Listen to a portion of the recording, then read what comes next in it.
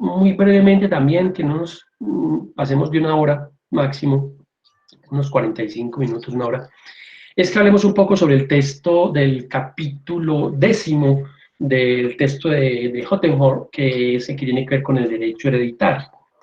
Y así vamos a irnos poniendo ya al día con un poco, digamos, la discusión de estos textos, porque ya ustedes ya me han enviado mucho el trabajo con respecto a la relatividad y el abuso del derecho de Louis Joseph. Entonces quiero cerrar con este tema con Hans Hottenhorn, y hoy quiero que hablemos un poco, discutamos un poco sobre ese concepto del derecho hereditario, cómo lo aborda este autor,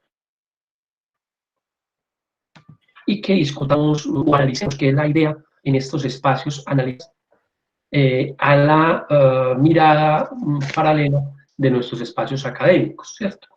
Entonces esa es como la idea de los encuentros, de hacer obviamente la idrisca, pero también que tengamos un espacio en el cual podamos discutir, pero más que discutir, analizar, ¿cierto? Que es la idea de esta analítica, unos textos, en este caso capítulo 10, Derecho Hereditario de Hans Hottenhorn, para que lo vayamos mirando a la luz de nuestros espacios académicos. ¿Listo? ¿Les parece?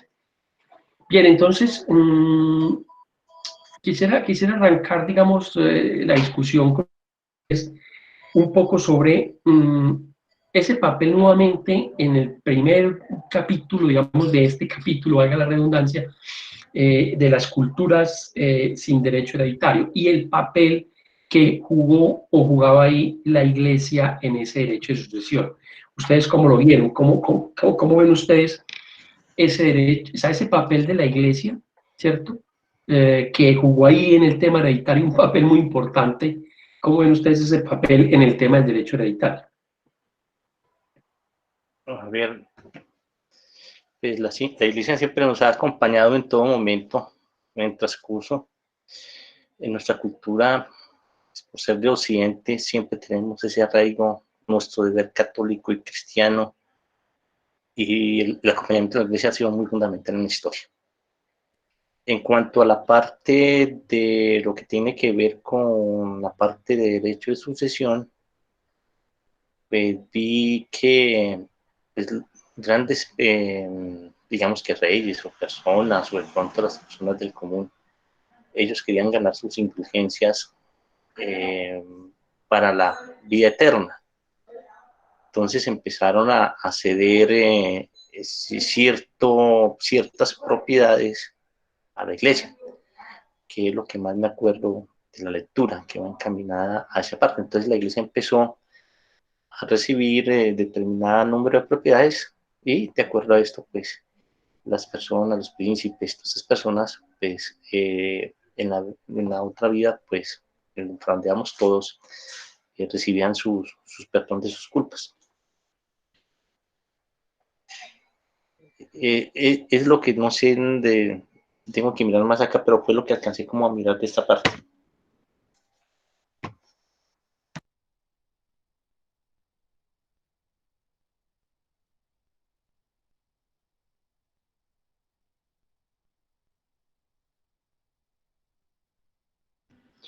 Profe, creo que tienes el micrófono apagado. Sí, perfecto, muchas gracias. Ella le decía que cómo ven ustedes, los otros compañeros, ese papel entonces de la Iglesia en ese trueque del que hablaba Hottenhorn en el capítulo, digamos, 2 o en el parágrafo 2, del descubrimiento de la capacidad de disposición. Digamos que ahí, ¿cómo ven ustedes esa influencia nuevamente marcada de la Iglesia y el derecho hereditario?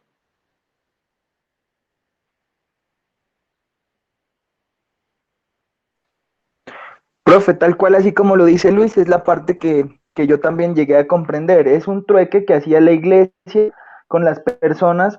En un momento podemos decir que los más ricos, pero después se convirtió en cualquier persona. ¿Por qué? Porque la iglesia necesitaba financiar, por ejemplo, las expediciones, las nuevas colonizaciones en una forma, podemos decirlo así, pero a la gente entregar un bien, sea en estos casos más que todo un muebles, se les otorgaba a las personas la salvación o se les aseguraba tener la vida eterna. Claro, en esencia, digamos que el trueque era eso, digamos, hay un tema, o digamos que lo que yo quiero resaltar, digamos, de estas mismas lecturas es también ese papel preponderante de la iglesia, ¿cierto? O mejor, de las religiones en el tema del derecho, ¿sí? En alguna, digamos que en muchas ocasiones, si uno revisa, digamos, el tema del derecho natural y de muchos principios del derecho, allí vemos muy marcado el papel, digamos, de la iglesia, sobre todo en estos temas de familia, en estos temas de la procreación y también ahora en los temas del derecho hereditario. Claro, porque digamos que más allá de de la discusión, digamos, de a quién le corresponden esos bienes, la discusión, digamos, desde el punto de vista jurídico era, bueno, y si la persona fallece, ¿cierto? Digamos que hay una situación generada por la mortis causa o la causa por la muerte, y entonces, o sea, ¿qué pasa con esos bienes? Digamos que al principio el problema era de disposición, entonces allí ¿qué? Allí entró inicialmente la iglesia a jugar un papel o la religión preponderante, decir, no, aquí hay una vida que es la terrenal y lo que necesitamos ganarnos es la otra vida, que es la vida de la salvación. Y por lo tanto, digamos, esos bienes materiales aquí hay que dejarlos porque la materialidad, recuerden un poco ese texto de Platón, de la República de Platón, en su libro séptimo, La alegoría de la caverna, cuando Platón divide el mundo en dos, el mundo de las ideas, el mundo de los mortales, ¿cierto? Y que luego también, digamos, encontramos un poco en San Agustín en el tema de la ciudad de Dios, ¿cierto? Una vez caído el Imperio Romano y todo ese tema que se suscitó en Roma y cuando el pueblo romano queda, digamos, un poco inquieto y disgustado porque se suponía que ese era el pueblo de Dios y que Dios los había abandonado, es donde aparece la posibilidad de entender que la tierra era un paso simplemente temporal para poder llegar al reino de los cielos, que era el tema de la salvación.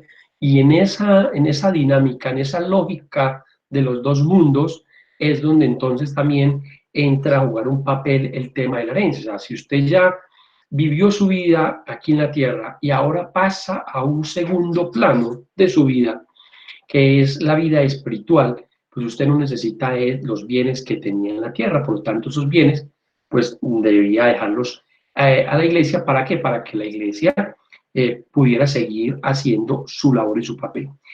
Pero no solamente digamos, bueno, sí, digamos, desde la visión cristiana, pero también desde la visión de otras culturas, como la cultura egipcia, donde a las personas, ¿cierto?, se les enterraba con las pertenencias que tenían. ¿Eso era por qué? Porque se creía que, o en esa tradición, que esta persona iba a otro mundo y que allí iba a necesitar de estas cosas materiales. Entonces, mire que el tema de la religión asociada o hilvanada, ese tema relacionado con el derecho es sumamente importante, y en esta ocasión con el derecho hereditario. Entonces, digamos que ahí, claro, el primer tema es ese, es el papel, digamos, de la iglesia, el papel de, digamos, de esa visión y esa capacidad de disposición que tiene la persona en vida, ¿cierto? En vida. ¿Por qué? Porque digamos que ahí empieza el otro elemento y es, uh, en ese tiempo, ¿cierto? Se hablaba entonces de que el único que podía disponer de los bienes era su propietario. Y después de muerto, ¿cómo iba así? ¿Cómo se disponía de los bienes si él ya estaba, digamos que había fallecido? Entonces, ahí había otro elemento, digamos, complicado. Pero vayamos al siguiente asunto. O sea, digamos, en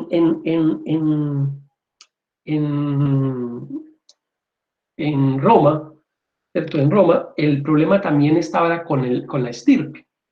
Mire que hoy por hoy, si nosotros comparamos el tema de la estirpe, el tema de los herederos, desde Roma a hoy, pues ha tenido unos cambios. ¿Ustedes consideran que la visión romana de la herencia, ese carácter limitado que generaba en Roma el hecho de una disposición de bienes por mortis causa, ¿ustedes creen que hemos avanzado o que más o menos estamos igual en la actualidad? Yo parto desde el principio que nuestro Código Civil trae mucho temas impuestos por la normatividad romana de antigua y la que se dio de ahí para allá en su imperio romano. Pero sí ha evolucionado, porque precisamente el paterfamilia le pasaba todas las propiedades a su hijo. Era de padre a hijo, siempre se presentaba. Y ahí quedaban excluidos lo que eran las hijas y los demás herederos. Con el paso del tiempo, ya esto evolucionó de tal manera que no solamente hereda el primogénito, sino que va a heredar todos los hijos con su derecho a igualdad, incluyendo la situación de la mujer, porque siempre en la parte romana se fundamentó y la figura principal era el pater familia, y este a su vez reflejaba en caso de que faltara su situación, su herencia a su primogénito que seguía. Entonces sí se ha evolucionado, partimos de esa base, pero sí con el paso del tiempo ha evolucionado este concepto a lo que tenemos hoy. Perfecto. ¿Quién más tiene algún aporte ahí?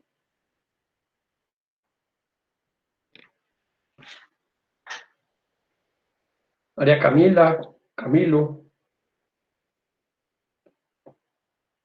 Bueno, ya no solo Luis es más. No, profe, no. Pues más aportes como tal, no. Ya lo que había dicho de la importancia de la iglesia en el caso de la sucesión, y ya. Claro, digamos que ahí sí, digamos que sí se evidencia, digamos, un cambio sustancial en lo que dice Luis. Digamos que inicialmente, claro, el tema era quién tenía derechos y cómo era el tema de la sucesión. Y pues digamos que la sucesión estaba, ¿cierto? Aunque era un tema bastante complejo, sobre todo con la tierra, pero la mujer no tenía derecho a ningún tipo de herencia de ninguna naturaleza. ¿Por qué? Porque la mujer siempre ha tenido un papel, digamos, minoritario, un papel menos preponderante dentro de todo digamos, el escenario jurídico y político y hasta en la actualidad, ¿cierto? Entonces, claro, digamos que uno de los avances es ese, digamos, en los avances hoy es esa figura de la mujer y la posibilidad que tiene, como así debe ser, de poder heredar los bienes, digamos, del causante. Ahí hay dos temas, digamos, eh, problemáticos.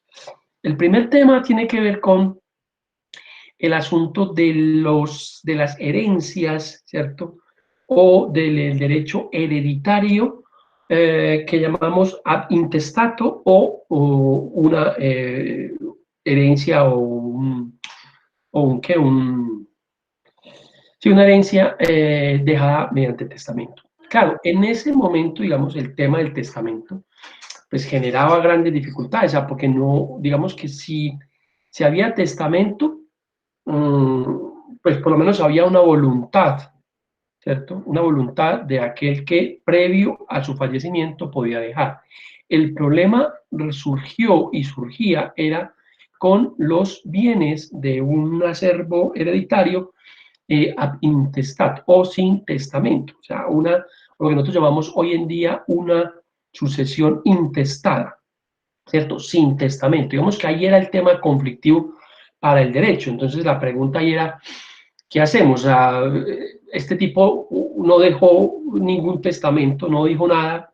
¿Cómo entonces hacemos para repartir esa herencia ¿cierto? Y cómo es el asunto ahí. Entonces, digamos que ahí hay un primer elemento de análisis frente a ese tipo de formas en que se transfieren unos bienes de un patrimonio a los herederos. Bien, hay una parte en el texto, en la página 174, que nos dice así, le voy a leer a ustedes qué opinan de esto y a ver si hemos avanzado o no. Para esa época, digamos, romana, vamos en el derecho germánico, pero digamos que también un poco revisado desde la Alemania de Hottenhor, pero se dice que para poder disponer eficazmente el testador tenía que ser capaz de montar su caballo sin ayuda ajena, ciñendo la espalda y llevando el escudo. Así se daba el cerrojazo a la posibilidad de que dispusieran los moribundos, los enfermos o los ancianos débiles mentales. Entonces era una de las cosas importantes, que aquel que pudiese heredar, porque había un testamento, porque había una herencia, o digamos, había una herencia testada, ¿cierto? O un derecho hereditario testado, pues aquel que quisiera o fuera a solicitar ese legado debía entonces ser capaz de montar su caballo sin ayuda ajena, ¿cierto? Ciñendo la espalda y llevando el escudo. ¿Sí? Esas condiciones, digamos, ¿ustedes creen que han cambiado hoy en día, después de nuestra legislación? Sí, claro. Ya ha cambiado, ha sido un giro de ciento, yo creo que muy significativo, porque antes el que iba a testar, pues como lo dice, tenía que estar en condiciones mentales y físicas viables, no solamente las mentales, también las físicas. Por eso que decía que limitaba el derecho de herencia solamente a aquellos que podían montar a caballo y sostenerse en una pequeña cabalgata. Hoy por hoy entonces hablamos aquí de la parte de lo que es la parte de la capacidad, en donde ya no tiene ese limitante, sino simplemente esté en su parte que pueda él poder disponer de sus bienes mediante un testamento. Yo creo que eso ha evolucionado mucho y hoy por hoy no se limita a esta práctica en donde deja mucho más por fuera, sino que ya va prácticamente a tener la parte de la capacidad de poder pasar sus bienes de acuerdo a la normativa que tenga el ordenamiento jurídico colombiano, siguiendo la situación del parentesco y demás a los descendientes. Perfecto. ¿Quién más quiere aportar ahí sobre ese asunto?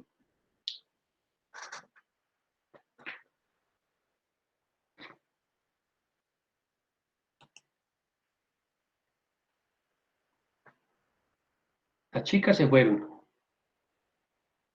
Van a hacer el almuerzo. Y ya como que... Pero en sí, profe, es eso. Es eso, sí, sí se ha evolucionado.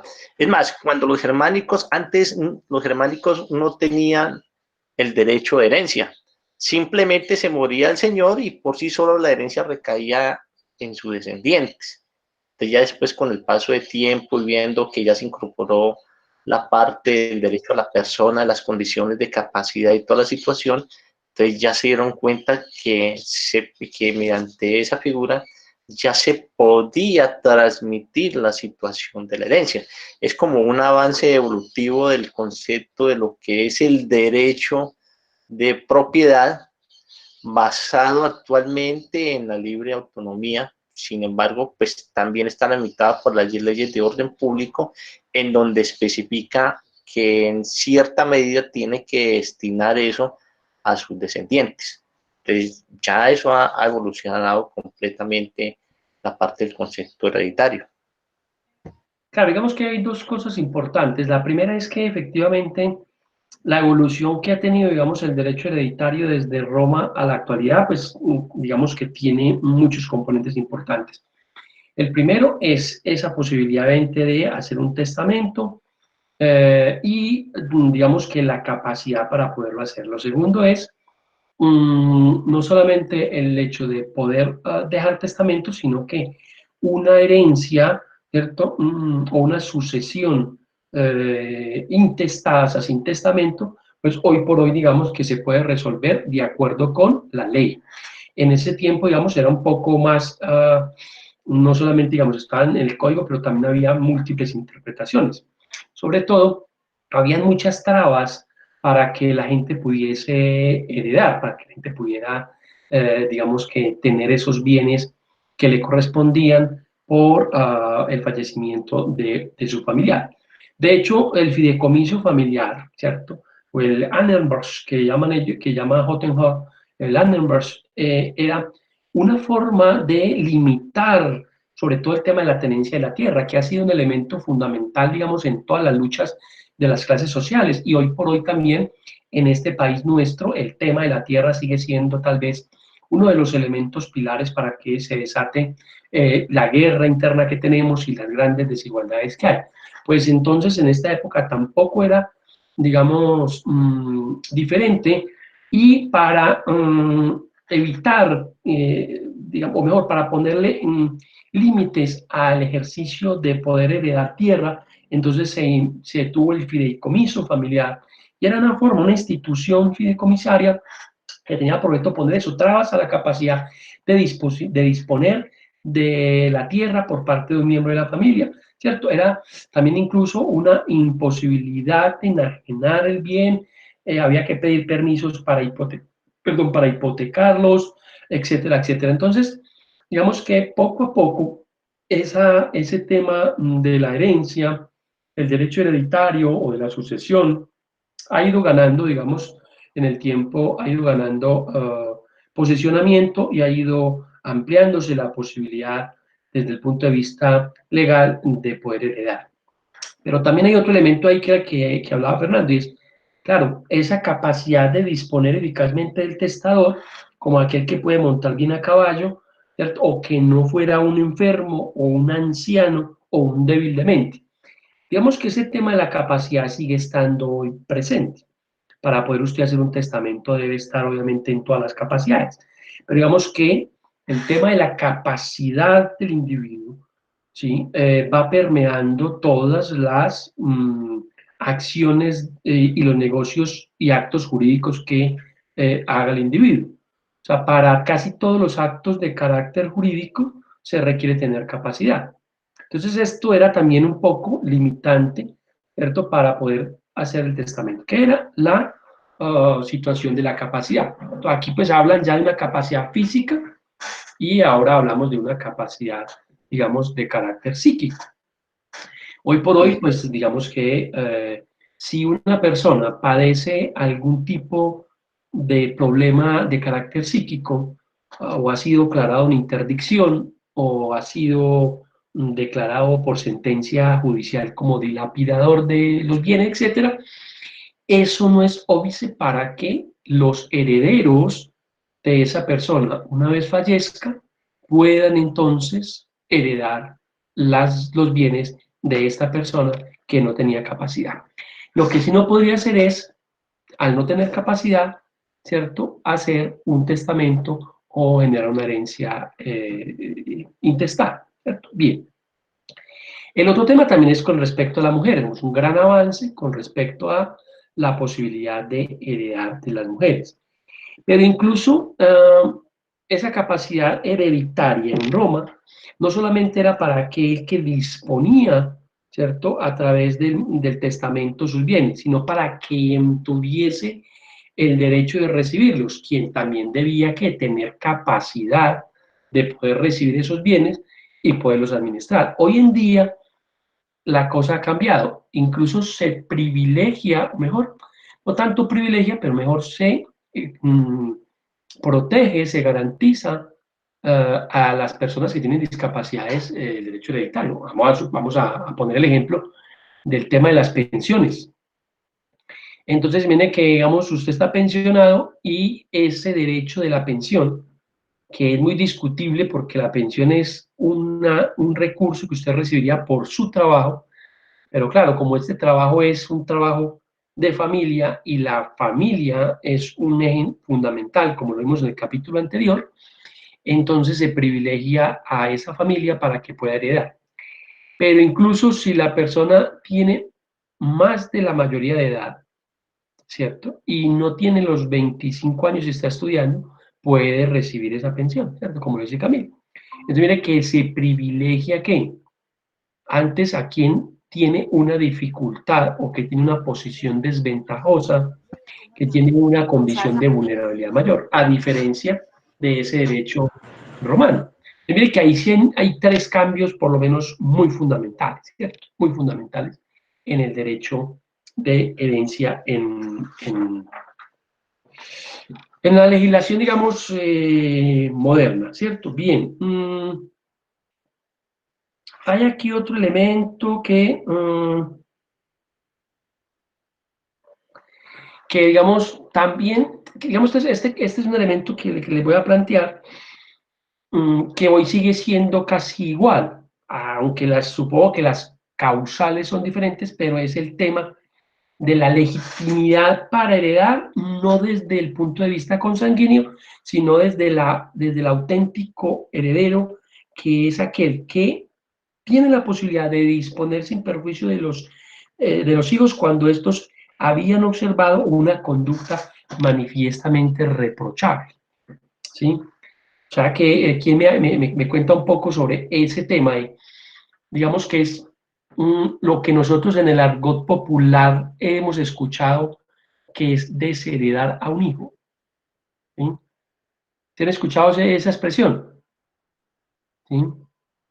¿Cómo ven ustedes el tema? Si Sí, hay, claro. digamos, diferencias o cómo ven la cosa. Yo diría que, bueno, el desheredamiento, es que ellos tuvieron muchos avances en su situación. Una, al principio, pues que no se pasaba la herencia, la otra que ya se vieron que tenían la capacidad de transmitir la herencia, la otra ya empezaron a mirar la parte de cómo anexar la tierra y la nobleza, cómo poder perpetuar su herencia para que no la disiparan, no la dañaran, y también viene la parte de desheredación. Yo creo que viene de la parte de ese punto, viene el concepto también de acá, que aquella persona pues que no tenían las condiciones o que había agredido o agraviado a sus padres, pues que le quedaban también desheredados. Y en esa parte también nos remite a la parte del derecho romano del pater familia, que ellos tenían inclusive la potestad sobre la vida y sobre la muerte de sus hijos. Y de igual manera en cuanto a la herencia, pues ellos decían que la misma familia tendría que entrar en un momento dado a valorar si podía o no podía desheredar porque se podía cometer arbitrariedades.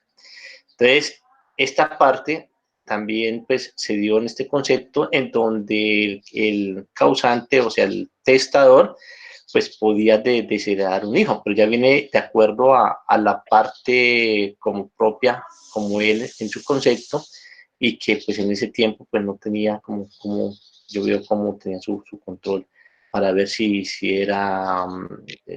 no se estaba decidiendo en su situación.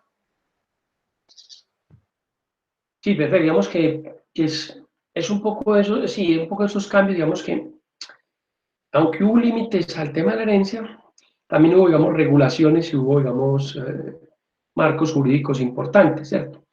Claro, digamos que la evolución que ha tenido, pues, no es muy diferente de lo que había, sino que se han ido dando cambios sustanciales de acuerdo con la evolución que han tenido las normas y las legislaciones de los países y en especial de esos nuevos sujetos de derecho que han aparecido y que han exigido la reivindicación de los mismos, ¿cierto? Digamos, el tema de las parejas del mismo sexo que contraen matrimonio, que también pueden heredar, digamos, por lo menos el tema de la pensión, etcétera, etcétera, ¿verdad? Bien. Hay otro elemento ahí, María Camelia, iba a decir algo. María Camila, güey. Ahí está. No, profe, no.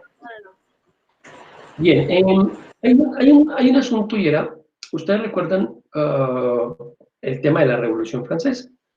Y ahí en la Revolución Francesa aparece el conde Montesquieu, que, digamos, empieza digamos, en la configuración de ese nuevo Estado ese Estado ya no monárquico, digamos, ese Estado nuevo, ese Estado liberal, donde había libertades, donde había, digamos, una configuración de principios y demás, se le pregunta a Montesquieu, porque claro, era uno de los personajes muy importantes en el tema de la revolución, había planteado ya la tridivisión de poderes y era, digamos, una de las personas a las que se le preguntaba por esos asuntos. Entonces ahí, después de esa Revolución Francesa, él plantea una cosa particular y es que lo que tiene a decir es que lo que había que hacer con el tema del derecho de herencia, el derecho hereditario, era sacarlo del iusnaturalismo, sacarlo de ese derecho natural, ¿cierto? ¿Por qué? Porque antes, digamos, que el tema se resolvía de manera, digamos, sí, natural, digamos, pues si son los herederos, pues que los herederos resuelvan qué hacen con los bienes del causante, ¿cierto? ¿Sí? Y digamos, entre comillas, no regulemos ese tema porque pues eso es un tema, ¿cierto?, del derecho simplemente natural. Lo que dice Montesquieu es lo contrario. Saquemos eso de allá de natura, saquemos eso de ese criterio naturalista, esa atadura naturalista, dice Montesquieu, y entreguémosle ese criterio de definición al derecho civil, al civil o al common civil, ¿cierto? Al derecho civil, entreguémosle eso al derecho civil para que sea este, ¿cierto? El que defina qué hacer con las herencias y demás, ¿cierto? Y es a partir de ahí, digamos, de ese código civil napoleónico y demás, que empieza a aparecer entonces, después de esa Revolución Francesa, un cambio fuerte en el tema del derecho hereditario, ¿cierto? De hecho, ahí se rompe un poco también con esa estructura porque había una convención, un decreto que se hablaba de la prohibición de la herencia absoluta. Entonces, digamos que no se daba absolutamente el tema, sino que el Código Civil ya entonces entra a regular el asunto y introduce algo muy importante, y era que solo ya se podía heredar si usted demostraba ser un pariente del testador, del causante. Porque antes también en ese testamento se le podía dejar herencia a esa tercera o esa tercera parte, libre disposición que viene del derecho romano, se podía dejar en manos de otro, de un particular que no tuviese ningún tipo de lazo consanguíneo con el causante, ¿cierto? Ese digamos que es un elemento que trae Montesquieu, ese elemento de la disposición que se tiene entonces del derecho hereditario, el acervo hereditario, ¿verdad? Ese es un cambio, digamos, importante que trae la Revolución Francesa, aunque posteriormente, digamos, que ese fideicomiso familiar también digamos, que lo va a destronar la Revolución Francesa. ¿Por qué? Porque, pues, eran límites que había para que los herederos pudiesen acceder a la tierra. Bien. Hay un punto aquí en el texto de este señor Hottenhorn, en los conceptos fundamentales del derecho civil, que es, él habla de los fundamentos jurídico-filosóficos. Y ahí hay una parte donde él trae a colación a Montesquieu, trae a colación a Fichte, a Hegel, trae a colación a Kant, como para mostrar también cómo ese tema de la herencia y ese tema de la transferencia de los bienes tenía una connotación de carácter también, digámoslo, jurídico-filosófico. O sea, ¿qué se pensaba desde la filosofía y desde esos fundamentos jurídicos sobre el derecho? ¿Qué creen ustedes que podría decir la filosofía al derecho de la herencia? Bueno, profe, hay muchos campos. En cuanto a la parte de Montesquieu, pues de acuerdo a lo que le dicen, no estoy mal enfocado. Entonces, al dejar eso, extrayeron la parte del naturalismo, incidió para que el Estado pudiera tomar injerencia en la parte de la herencia y lograr sus excesos o sus abusos. Y es ahí como en la parte del derecho, en la parte alemana, por mucho tiempo se sostuvieron muchos impuestos en cuanto a la parte de la herencia. Posteriormente se dio cuenta el Estado que se podía sostener sin este impuesto y lo abolió totalmente, como es lo que está actualmente. También esta parte dio después de la Revolución Francesa de que se reclamara, pues con todos estos aportes, el derecho a la igualdad. Entonces ya tanto los hijos como las hijas podían tener su porción, como decirlo, como algo como sus porciones iguales de la parte de la herencia. En sí, lo que habla Kant, uno habla que dice que es un derecho naturalista, otro habla que dice que se tiene que traer del orden naturalista. Toda esta idea se concentraron en la parte de Alemania que al final definió de que era objeto de la libre voluntad, porque él lo dice, la voluntad del causante de poder disponer sus bienes, de poderlo dejar a sus causavientes, que tiene que ser a su parte de sus herederos, de sus hijos, de su descendencia. Y es también, pues también aquí, pues, le digo que antes no tenían el derecho a heredar, sino solamente una persona, porque la propiedad pasaba como un todo a una persona, al hijo que sea un mayor, y él tenía que investigar al resto de hermanos. Entonces, todos estos soportes han venido evolucionando esa parte, ese concepto, de tal manera que se deja a la disposición de la voluntad del causaviente. De igual manera, pues también tiene que, con cierta situación de normas de regulación por parte del Estado, para que se conserve en la parte de su descendencia. Perfecto, Luis. ¿Quién más quiere aportar ahí con respecto a eso, a esos fundamentos jurídico-filosóficos en el derecho hereditario?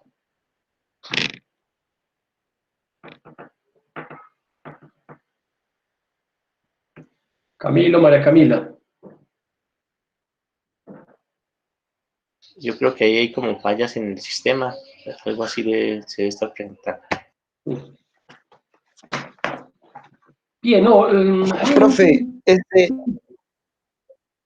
Sí, Camilo, bueno. profe, yo quería que por favor me explique esta frase de Montesquieu en el texto. La verdad no sé si la comprendí bien o no sé qué pasó ahí. Ya le estoy copiando en el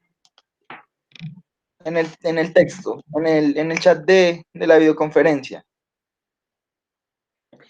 Sí, claro, el tema que había en discusión realmente eran varias cosas. Digamos que era una figura muy no novedosa, pero que generaba, digamos, grandes discusiones. Incluso está la filosofía, digamos, o incluso no, porque la filosofía siempre ha tenido un papel, digamos, protagónico, digamos, en todo ese tipo de discursos.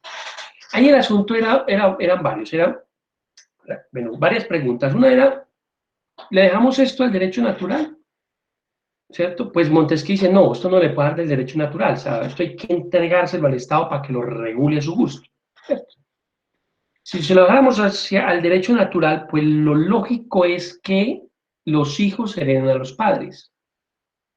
Esa es la lógica, no que los padres hereden a los hijos.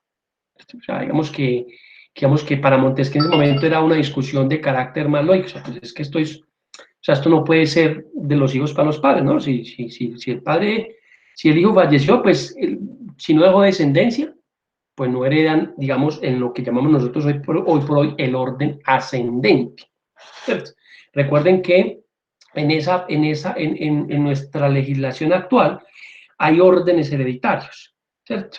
Y hay órdenes hereditarios ascendentes y descendentes, ¿cierto? Que descienden a mi prole, pero también que ascienden a mis progenitores y demás. Por eso, digamos, los padres podrían en un momento determinado heredar de sus hijos. En el caso de Montesquieu, pues eso no era posible. O sea, él no veía la cosa que fuera lógico que una persona, un hijo, el padre, perdón, heredara al hijo porque no tenía una lógica, digamos, clara. Y la lógica era pues una lógica natural, o sea, pues lo natural es que los hijos entierren a los padres, ¿cierto? Y no los padres enterrar a los hijos. Por lo tanto, las herencias pues no están diseñadas en ese momento para que los padres heredaran de los hijos. Lo que plantea Montesquieu es eso, es que al morir los padres se extinguen por completo sus derechos en el mundo material, ¿cierto? Incluidos los de propiedad, ¿cierto? La cuestión ahí era si la sucesión a intestato de los hijos debían ser a partes iguales o si podía, digamos, haber otra forma de configurar esa herencia. ¿Por qué? Porque esa herencia no tenía una regulación, digamos, rigurosa. ¿Sí? Entonces ese era el tema de Montesquieu, digamos, en ese punto. Lo que él plantea simplemente es decir, esto no se lo dejemos a la naturaleza, esto no se lo dejemos aquí para que la gente empiece a analizar qué hacen con las tierras, qué hacen con las propiedades. Esto hay que entregárselo al Estado para que el Estado lo regule a través de qué? De la legislación. En ese sentido, ¿cierto? Es que se dice que Montesquieu entrega los fundamentos del derecho de la herencia en bandeja al Estado para que lo regule a su gusto, ¿cierto? Y de hecho el Estado en cierta medida regula. Hegel, por su parte, no es que aporte mucho, digamos, al tema, sino que habla es de una titularidad jurídica, digamos, que le aporta algo a esa discusión, y es darle la categoría a la familia como una titularidad jurídica. Digamos que él dice, hombre, mire, el tema aquí es que el derecho a la herencia es que la familia es la que se vuelve titular de sus derechos. Entonces, dejémosle eso a la familia, ¿cierto? ¿Para qué? Para que la familia, como titular de sus derechos de herencia, sea la que corresponde. Pero ahí había un problema, y ¿qué pasaba entonces con esa tercera de libre disposición que cuando hizo un testamento se podía hacer? O sea, si no era familiar, entonces no se le podía dar ningún tipo de herencia, ¿cierto? Bien. Kant llega y le aporta algo adicional al tema, y decía Kant que lo que pasaba era que quedaba una especie de vacío, una vacante, ¿cierto? En el momento en que el de cuyos, el que fallecía, el que generaba la sucesión por causa de muerte, ¿cierto? La mortis causa, generaba un vacío hasta que hubiese una aceptación de esa herencia, o apareciese el heredero y demás. Entonces, ahí Kant plantea es que lo que él dice es que el tiempo entre la muerte del causante y que la aceptación del heredero, ¿cierto? En ese momento no pertenece a nadie, queda como en un stand-by, ¿cierto? ¿Sí? Es correcto, es la res vacua, ¿cierto? La cosa vacía, ¿cierto? El res público o la cosa pública que está vacía, la cosa pública, ¿cierto? La cosa vacía, la res vacua. Entonces quedaba como en un vacío, ¿cierto? Que entraba a llenarse cuando aparecía, digamos, el heredero del causante, y ahí ya reclamaba, ¿cierto? O aceptaba esa herencia, pues también se podía repudiar, ¿cierto? Y ahí, digamos, que lo que hace es darle un elemento también importante para llenar como que ese vacío y decir que hay un tránsito entre lo mío y lo tuyo, dice Kant, ¿cierto? En el mismo momento en que el sujeto deja de existir. Porque el problema ahí radicaba, o la discusión radicaba en, hombre, pues si usted ya fallece, ¿cómo usted, ¿cierto? ¿Cómo usted puede resolver sus temas económicos si usted ya falleció? Porque estaban muy pegados al derecho natural, al derecho de la voluntad, ¿sí? Y si usted no hacía testamento, ¿cierto? ¿Cómo resolverle a usted los temas de carácter económico? ¿Cómo resolver los temas de carácter patrimonial? ¿Sí? Si la persona estaba fallecida, ¿cierto? Entonces ese era como el dilema, o sea, digamos que cuando había un testamento no había problema, el problema era en la herencia ad intestato, sin testamento. Y entonces ahí también entra Kant a decir, no, tranquilos, eso no hay ningún problema, hay un tránsito de lo mío a lo tuyo, ¿cierto? Desde el mismo momento en que fallece el causante, y esa res vacua, ¿cierto? Es la que permite que haya una expectativa del derecho, y esa expectativa del derecho simplemente se va a llenar cuando eficazmente el heredero asuma, tome la disposición de volverse propietario, ¿cierto?, de los bienes después de la muerte, que es un poco lo que hoy por hoy está. O sea, hoy por hoy usted tiene que aceptar la herencia, puede repudiar también la herencia, pues si yo no me interesa, no la quiero, ¿sí? No la quiero, y hay casos de personas que fallecen y dejan muchos capitales, y los herederos legítimos toman la decisión de no aceptarla, porque también es un derecho de disposición, es un derecho dispositivo, ¿cierto? Es decir, la acepto o no la acepto. Y también un elemento nuevo que tenemos en nuestra legislación actual es poder aceptarla, pero con un beneficio de inventario. ¿Por qué? Porque antes, claro, repudiar la herencia, sabíamos si la repudio, no la acepto, o simplemente digamos que la acepto. Pero aquí, hoy por hoy, tenemos otro elemento adicional importante, y es que podemos aceptar esa herencia, ¿cierto? Podemos hacer ese trámite de petición de herencia, y podemos hacerlo con beneficio de inventario. ¿Qué quiere decir eso? Claro, porque uno podría decir, acepto la herencia que me dejó mi padre, y vamos a ver los activos, 20 pesos, y vamos a ver los pasivos, 300 pesos. Pues hombre, pues usted estaría dando es deudas, ¿cierto? Entonces, ¿usted qué hace? Te dice, yo repudio esa herencia. Si está bien, no puede hacer. Pero también puede decir, yo la acepto, ¿cierto? Acepto esa herencia, ¿sí? Pero con beneficio de inventario. ¿Qué quiere decir? Siempre y cuando una vez se establezca los activos y los pasivos, y al descontar los pasivos de los activos, me quede algo de capital, porque si no, no tiene ningún sentido aceptar esa herencia así. Prefiero no aceptarla. Entonces, ahí viene un elemento importante, y es eso, digamos, ese tiempo, esa res backwalk de la que hablaba Kant, permitía precisamente hacer todos esos análisis, nos permite hoy hacer todos esos análisis, ¿cierto? Por eso hay un tiempo para usted pedir la herencia, creo que son 10 años, no estoy seguro, hay que consultarlo con la profesora de sucesiones, cuál es el tiempo que tenemos para qué, para reclamar, para hacer esa petición de esa herencia. Esto que son, creo que 10 años. Esos 10 años es lo que hablaba entonces Kant sobre esa res vacui, sobre esa vacante de ese tiempo que va a quedar sin dueño la herencia. Listo, bien. Eso digamos que es importante. ¿Qué otra cosa, digamos, agrega este señor Kant? Digamos que no es gran cosa, digamos que ni Hegel, ni Kant, ni el mismo Montesquieu, que eran, digamos, filósofos, personas, digamos, aportan mucho al tema de la herencia, pero sí les preocupaba un poco era, digamos, el tema temporal, ¿cierto? El tema temporal, que es el tema, digamos, de discusión. Bien. Otro elemento que agrega Kant importante también a ese tema del derecho hereditario es el concepto de universalidad, ¿cierto? Porque claro, digamos que uno hoy por hoy dice que es heredero universal o heredero singular. Hoy por hoy podemos hacer ventas, hacer negocios jurídicos onerosos con nuestro derecho sucesoral.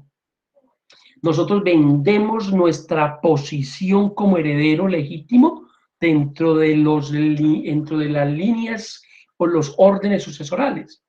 ¿Cómo hay que hacerlo? Pues hay que hacerlo mediante escritura pública para que tenga validez. Entonces es un contrato que tiene una ritualidad, una formalidad. En este caso, elevarlo a escritura pública.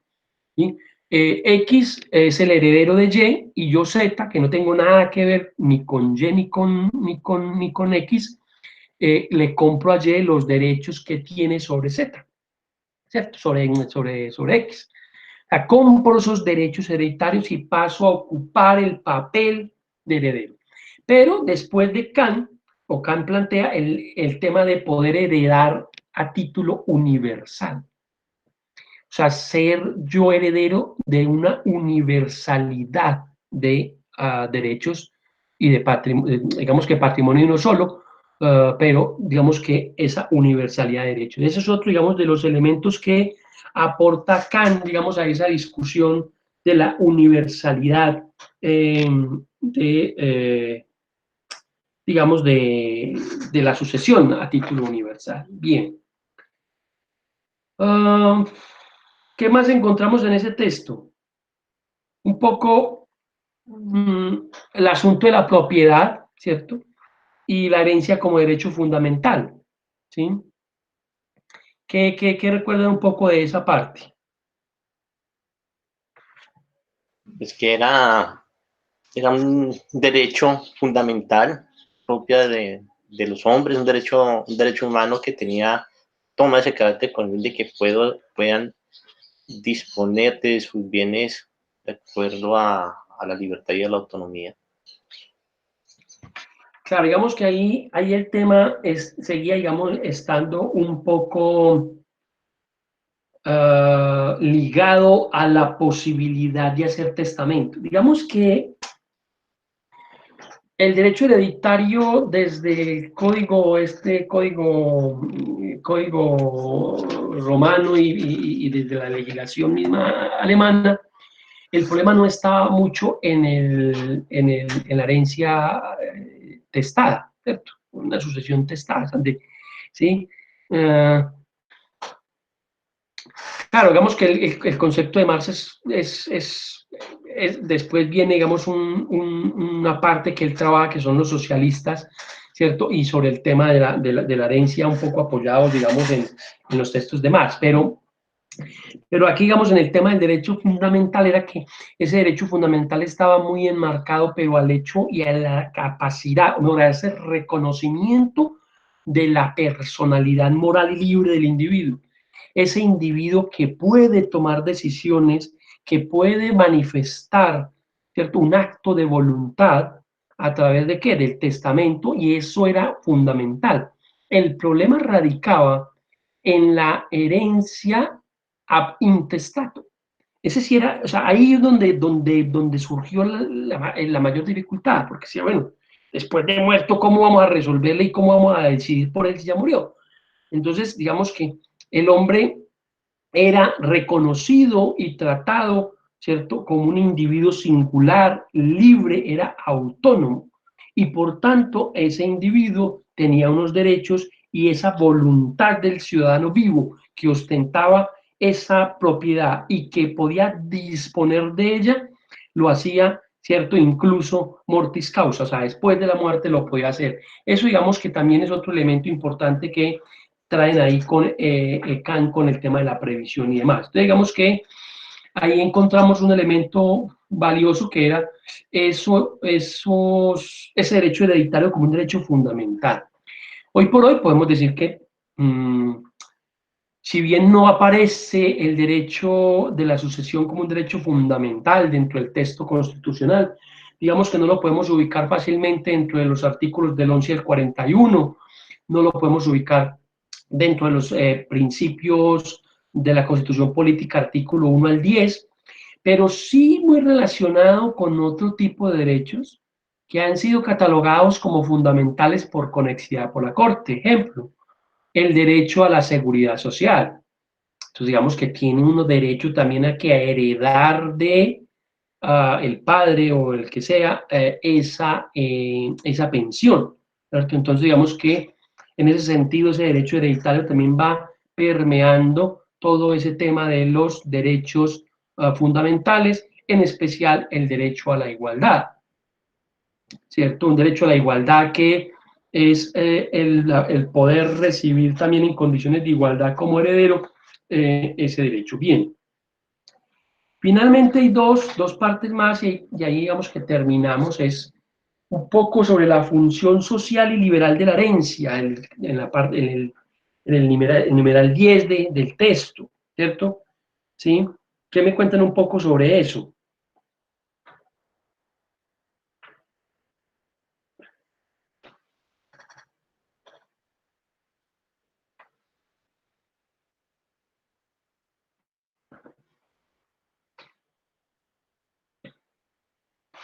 Un poco también, o sea, un poco en el mismo sentido del derecho fundamental, ¿cierto? Digamos que la función social y liberal de la herencia era, en primer término, es eso, o sea, la capacidad que tiene el individuo de poder, ¿qué? Ser responsable, ¿cierto?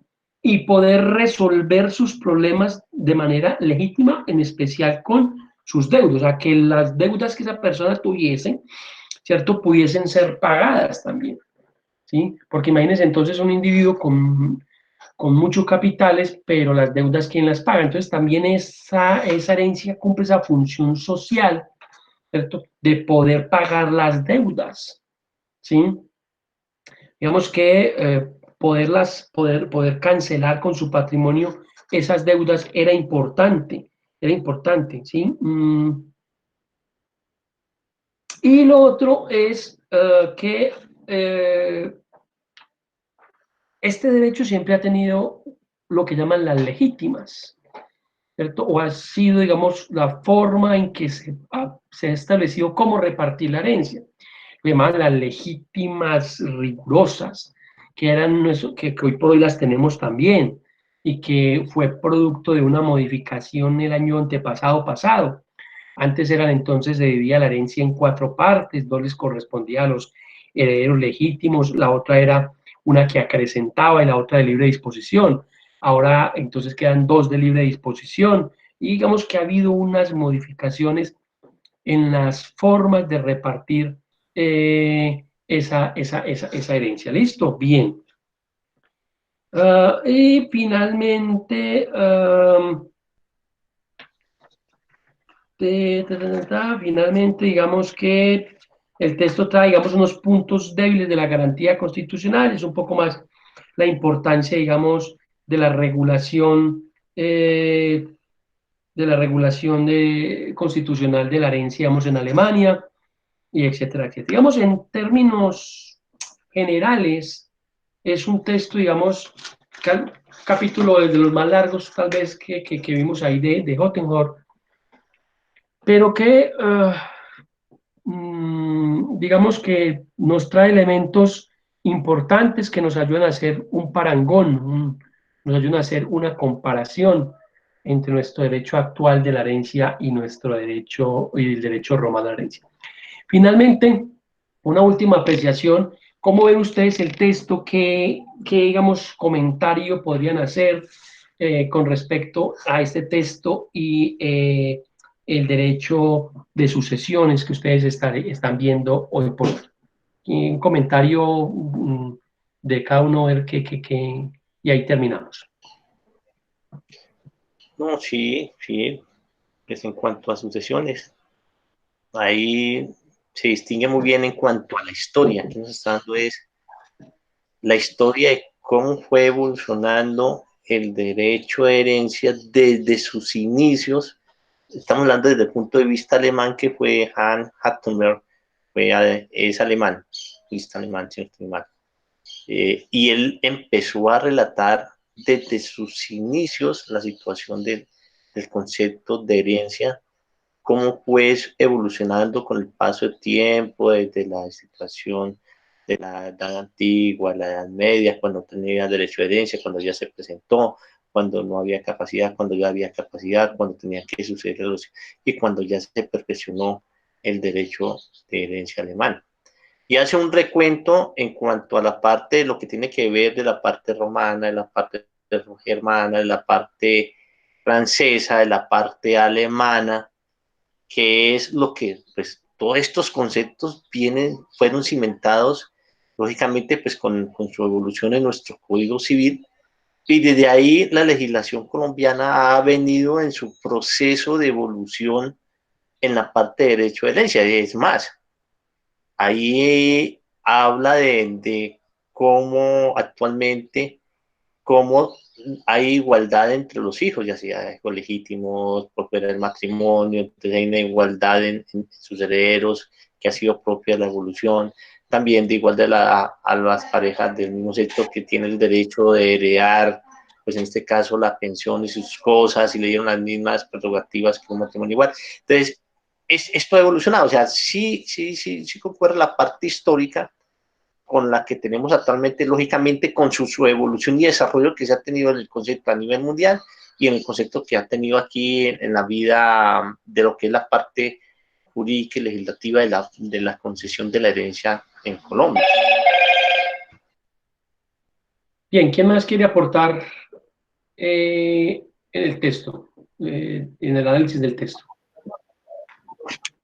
Profe, pues el texto, tal como lo dijo usted, es un texto muy largo, no es tan complicado de entender, puesto que en él miramos muchos términos que ya son conocidos, por ejemplo, términos del derecho romano, que ya lo hemos tratado en alguna materia, a su vez también lo podemos asimilar con la materia de bienes, que también ya le hemos cursado, con sujetos. Entonces, por ello no se dificulta tanto la comprensión. a su vez, este es un texto muy importante porque, como dijo Luis, nos asemeja a distintas épocas y a la evolución que ha tenido la figura de la herencia. De la herencia, no, de la sucesión como tal. Entonces nos muestra a la herencia como, como una de las partes de suceder. También nos muestra al testamento como figura para poder recibir esa herencia, la capacidad que tiene la persona para suscribir ese testamento, las distintas posturas, por ejemplo, para los socialistas, que pues no estaban de acuerdo para nada con la herencia porque decían que propiciaba la desigualdad económica. Y ya entrando más al tema y a la época nuestra, podemos ver la concepción de los liberales en la cual nos decían que la herencia es la confirmación de la voluntad soberana de cada persona y es entonces el causante quien decidía, obviamente respetando unas legítimas, como ya lo habíamos hablado, de a quien dejarle unos respectivos bienes. Eso es, profe, lo más importante que me pareció a mí del texto.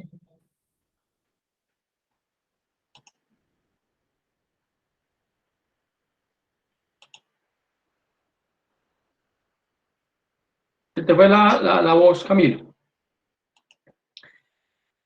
Bien. Se me fue la voz. Sí, no, ahí está bien, ya, ahí te alcanzamos a escuchar. Efectivamente, digamos que... María Camila, ¿ibas a decir algo?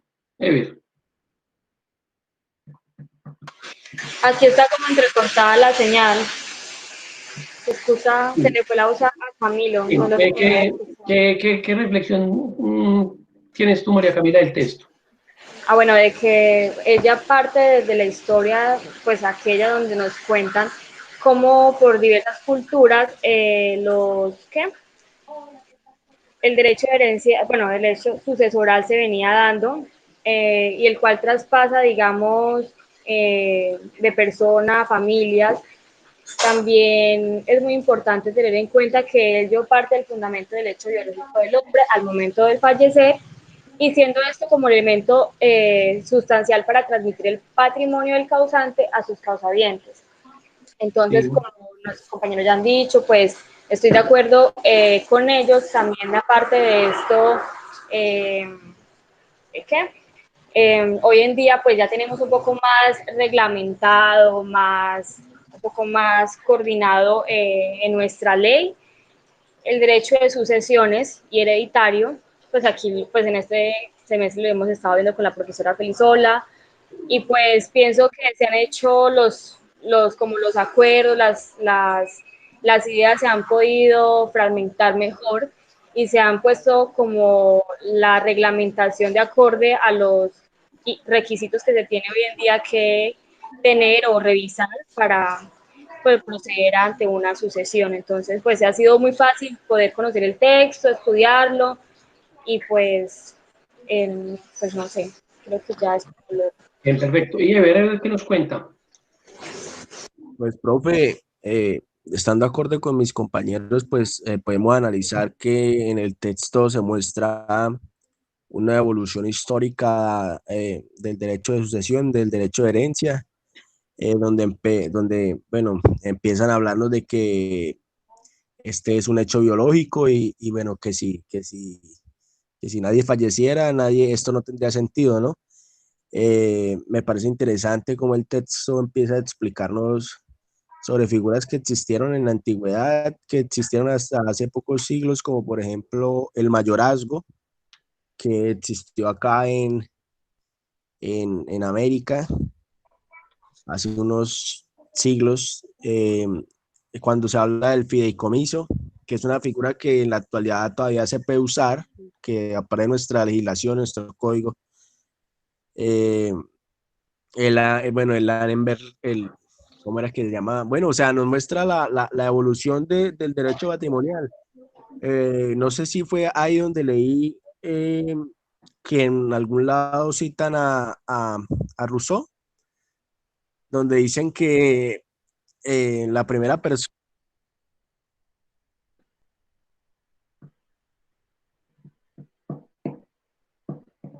Se cortó el audio. Se le fue la onda a Ever. Bien, bien, yo creo que esas son las reflexiones que nos permiten, digamos, que nos permite hacer el texto, ver un poco la dinámica de evolución que ha tenido estos conceptos. Finalmente, digamos, el tema de los socialistas, el tema de Karl Marx y la propiedad privada. Recuerden ustedes que digamos que es una mala interpretación de Carlos Marx el hecho de plantear que él buscaba acabar con la propiedad privada. Claro que no, o sea, digamos que lo que sí buscaba era que se acabara con la propiedad privada de los medios de producción, porque los medios de producción eran aquellos que se enriquecían a costas de la mano de obra del trabajador, de su producto del trabajo, y efectivamente lo que aquí planteaban los socialistas era, hombre, pues ¿cómo es posible que un individuo acapare medios de producción, acapare riquezas inigualables y que finalmente todas esas riquezas pasen, ¿cierto?, a manos de un individuo que pues, no ha hecho mucho por ganárselas? No en el tema de la propiedad privada diferente, digamos, a los medios de producción. O sea, cuando ellos hacían la crítica es, hombre, o sea, los medios de producción no se pueden heredar.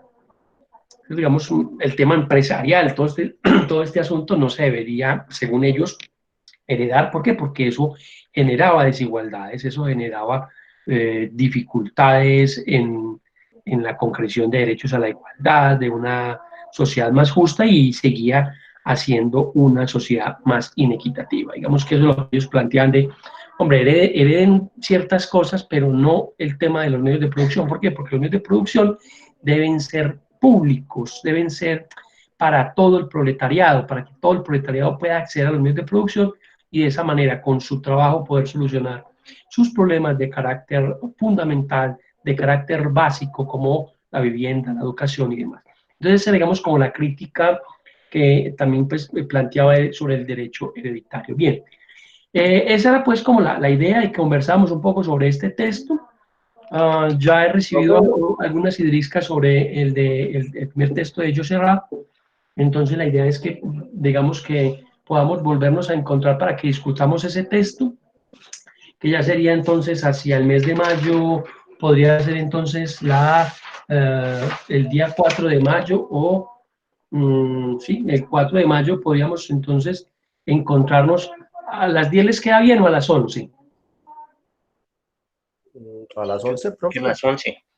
Perfecto, entonces a las 11 nos veríamos el 4, no es festivo, ¿cierto? No, no es festivo. El 4 nos veríamos, ya nos quedarían prácticamente dos clases más, la del 11 y la del 18, porque ya el 25 sí es festivo, y ya en junio vienen prácticamente, o sea, hasta el 21 prácticamente se acaba la clase. Entonces quedarían dos sesiones. Entonces la idea es que esta semana les envíe para que trabajemos el siguiente texto. El siguiente texto se los voy a cargar hoy o por tarde mañana para irlo trabajando, y el 4 discutimos el de la relatividad, y el 11 discutiríamos el que les vaya a mandar esta semana. ¿Les parece? Y así Listo, sí, señor. dando espacio para trabajar. Listo, está bien. Sí, Listo, muchachos y muchachas, quedamos así entonces. No sé si tienen alguna inquietud final, o ya pues entonces ya yo colgaré más esta grabación en la plataforma que es solamente para nosotros, para que pues, si alguien quiere volverla a escuchar y volver a retomar algunos conceptos, está bien. ¿Les parece? Listo, profe. No hay problema. Listo, entonces les agradezco mucho, que tengan una buena semana y estamos en contacto. Cualquier duda me escriben al correo o al chat de estas plataformas, y ahí estaremos pendientes. Listo. Eso no es normal. Bueno, profe. Un buen día. Bueno, estén muy bien, pues, hasta luego. Listo, profe, que está muy bien. Hasta luego. hasta luego, profe, gracias.